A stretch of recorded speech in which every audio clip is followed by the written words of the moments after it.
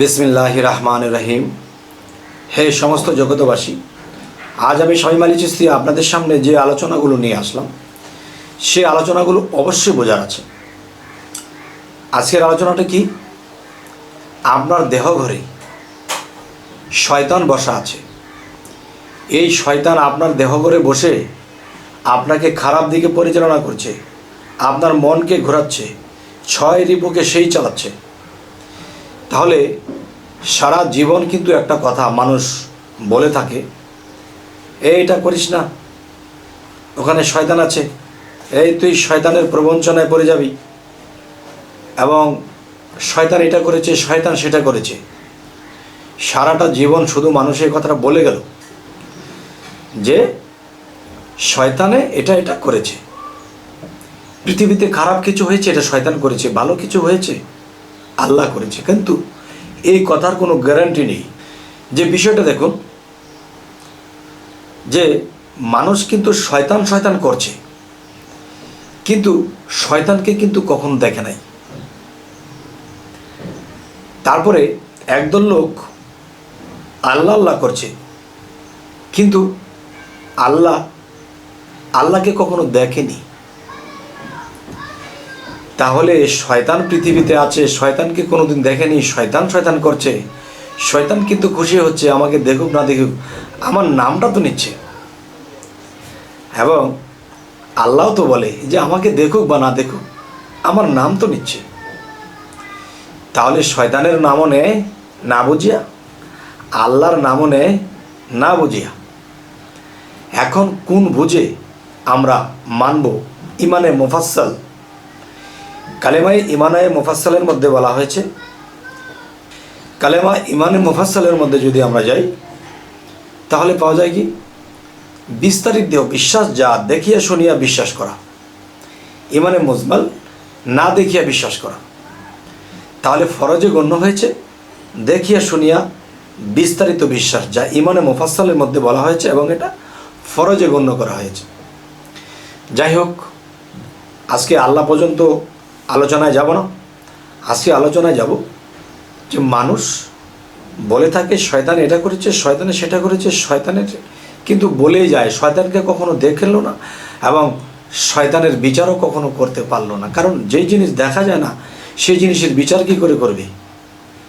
তবে আজকের মূলে বিষয় হলো কি জানেন, যে মানব দেহটার মধ্যে শয়তান বসত করে এমন একটি জায়গা আছে। তো যেখানে বসত করে সেই বাসাটা যদি আমরা চিনতে পারি, তাহলে সেই বাসাতে যাইয়া শয়তানের কান ধরে উঠিয়ে দিতে পারবো। আর যদি সারা জীবন শয়তান শয়তান বলে যায়, শয়তানকে কখনো চোখেই দেখেনি, তাহলে তাকে কান ধরে কীভাবে উঠিয়ে দেবেন? এবং সারা জীবন শয়তান এটা করেছে, শয়তান এটা করতে, শয়তান থেকে বাঁচতে হবে।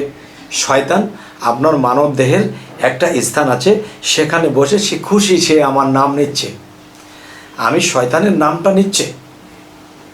আচ্ছা, তাহলে সে হাসে আর বলে, আরে পাগলের দল, আমাকে যে শয়তান বলছো তোমরা, আমার থেকে বড় বড় শয়তানি কাজগুলো তোমরাই করে থাকো, কিন্তু তোমরাই যখন করো তখন তোমরাই কিন্তু আমাকে সেই শয়তানি বলে ডাকো, কিন্তু আমি তো সেই শয়তানিটি করিনি, তোমরা করেছো, তোমরাই বলেছ।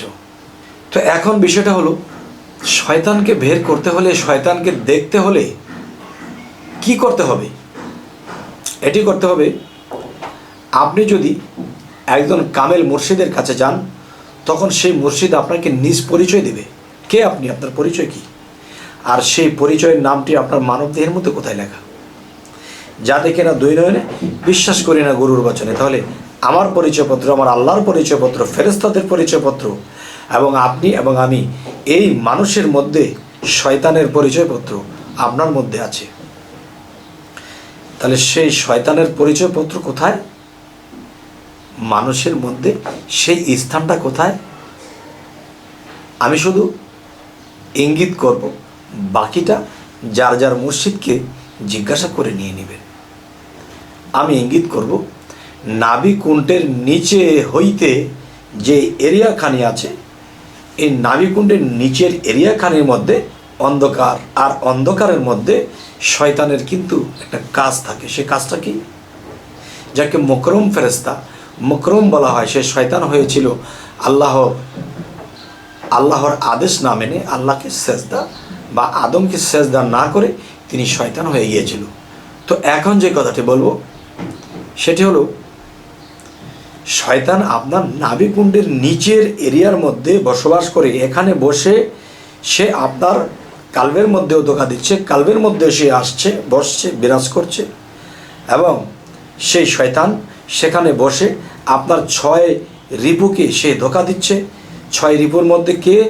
প্রথম কাম, ক্রোধ, লোভ, মোহ, মায়া, মৎসর্য। এই 6টা রিপুকে এই শয়তান নাফসের গোড়ায়, কামের গোড়ায় বসে সে 6 রিপুকে পরিচালনা করতেছে। তবে 6 রিপুকে তার পরিচালনা করতে হয় না, একজনকে করলেই হয়। সেটিকে সে নাভির নিচে নাফসের এরিয়াতে সে বসবাস করে। যদি কেউ কোনো মুর্শিদের কাছে যায় এবং যাওয়ার পরে তার মুর্শিদ যখন তাকে সাধনা দিয়ে দেবে, সেই সাধনাগুলো নিয়মিত টাইম টু টাইম করতে করতে করতে করতে করতে করতে কোনো একদিন দেখবে সেই শয়তান আপনার কাছে এসে আত্মসমর্পণ করবে আর বলবে, হে বাবা, তুমি এতই সাধনা করেছো, এতই মানুষ, এতই মেনেছ, শেষে তোমার মুর্শিদের দেওয়া সাধন করেছ,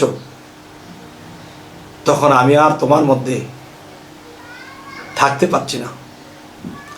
তখন সেই শয়তান যখন সামনে আসবে তখন তাকে দেখবেন, দেখলে পরে দেখবেন যে আসলে যাকে শয়তান বলেছি সে কিন্তু আল্লাহর ডিউটি করে, আল্লাহর হুকুম সে পালন করে, সে অন্ধকারকে পরিচালনা করে, আর আল্লাহ আলোকিতকে পরিচালনা করে।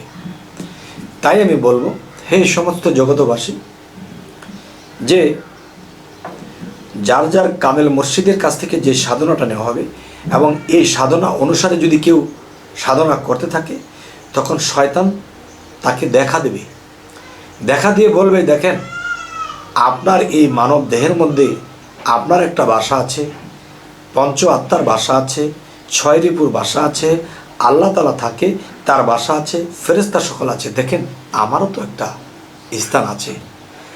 আমাকে যদি আপনি বিতাড়িত করে দেন, তাড়িয়ে দেন, তাহলে আপনার মধ্যে যে কিছু ডিউটি আছে সেই ডিউটিগুলো অফ হয়ে যাবে। আর অফ হয়ে গেলে আপনার দ্বারা কোনো সৃষ্টি বা কোনো জন্ম হবে না।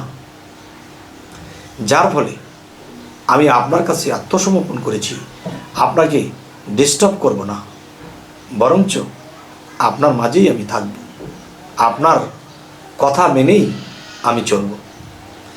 তাই একটি কথা আছে, হযরত মুহাম্মদ সাল্লাল্লাহু আলাইহি সাল্লামকে সাহাবাগণের মধ্যে কেউ জিজ্ঞাসা করেছিলেন, হুজুর, আমাদের মধ্যে যে শয়তান আছে হুজুর, আমরা তো মানুষ, আপনিও তো মানুষ, আপনার মধ্যে কি শয়তান নেই? হ্যাঁ হ্যাঁ, আছে আছে। তাহলে আমার শয়তানকে আমি আল্লাহর সাধনা দ্বারা তাকে আত্মসমর্পণ করিয়েছি, আমার শয়তান মুসলমান হয়ে গেছে। এখন তোমরা তোমাদের শয়তানকে আত্মসমর্পণ করিয়ে মুসলমান বানিয়ে নাও, তখন আর কোনো সমস্যা থাকবে না। এক সময় শয়তান তোমাকে পরিচালনা করেছে, এখন থেকে তুমি শয়তানকে পরিচালনা করবে, যা বলবে সে শুনবে এবং তোমাকে পরিচালনা করবে আল্লাহ, আর তুমি পরিচালনা করবে শয়তানকে। আর শয়তান যদি আয়ত্ত হয়ে যায়, তখন শয়তান পরিচালনা করবে সেই 6 রিপুকে, আর 6 রিপু পরিচালনা করবে 10 ইন্দ্রিয়কে। তখন কি হবে? আপনি সূক্ষ্ম রাজ্যে চলে গেলেন, প্রেমের রাজ্যে, ভাবের রাজ্যে, একজন মানুষ সাধক রাজ্যে, সাধুর রাজ্যে, সুফিদের রাজ্যে আপনি প্রবেশ করলেন। তখন এই পৃথিবীতে যতদিন বাঁচবেন আর কোনো ভয় নেই। আল্লাহ কি বলেছে? যারা আমার পথে সাধনায় আত্মনিয়োগ করে আমি তাদেরকে পরিচালনা করি। সূরা সাফফাত এবং সূরা ইসরা। যাই হোক, এই সমস্ত জগতবাসী, আজকের যে আলোচনাটি আপনাদের সাথে করলাম, আমি আপনাদেরকে কি বোঝাতে পারলাম জানি না, এই অধমের কি সাধ্য আছে। তবে আল্লাহ যতটুকু বলায় অতটুকুই বলার চেষ্টা করি। তবে সামনে আপনাদেরকে যেন ভালো ভিডিও এনে দিতে পারি। যারা নতুন আছেন অবশ্যই সাবস্ক্রাইব করে নেবেন, পরবর্তীতে যেন ভালো আলোচনা এনে দিতে পারি। তো সকলেই ভালো থাকবেন। আল্লাহ হাফিজ।